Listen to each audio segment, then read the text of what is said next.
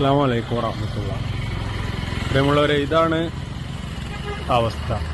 ഇവിടെ ഒരു അർജന്റും ഇല്ല, ഒരു അതിരുതർക്കല്ല, ഒരു വിഷയമല്ല. ഇതിൽക്ക് ഇനി യാതൊരുവിധ പ്ലാനിങ്ങും തിരക്കൊന്നുമില്ല. കാത്തു നിൽക്കുകയാണ്. ഖിയാമത്ത് നാളിനെ പ്രതീക്ഷിച്ച് ഇതിനൊരു തീരുമാനമാകാൻ വേണ്ടി ഇങ്ങനെ നിൽക്കുകയാണ് ഇവര്. നമ്മളെക്കാട്ടിലും സെറ്റപ്പും പ്രതാപവും അർജന്റും ബിസിയും ഒക്കെ അതിന് ആളുകളാണ്.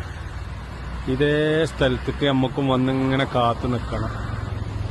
ഇവർക്കൊന്ന് ഈ ദുനിയാവൊന്ന് അവസാനിച്ച് ഇതിനൊരു വിചാരണ തുടങ്ങിയെങ്കിൽ എന്ന് കരുതി പ്രതീക്ഷിച്ച് നിൽക്കുകയാണ്. ഇവരെ യാതൊന്നും ബാധിക്കണില്ല. LDF-ഓ UDF-ഓ മോഡിയോ ട്രംപോ നെതന്യാവോ അതിലൊന്നും അല്ല ബല ടെൻഷൻ.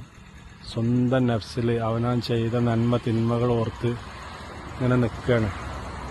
അപ്പോൾ ഇവിടേക്ക് വരാനുള്ള സെറ്റപ്പിന് പണിയെടുത്തോളി. പറയണ ഞാനും കേൾക്കണ നിങ്ങളൊക്കെ ഇതാണ് നമ്മളെ അവസാനത്തെ വീട്.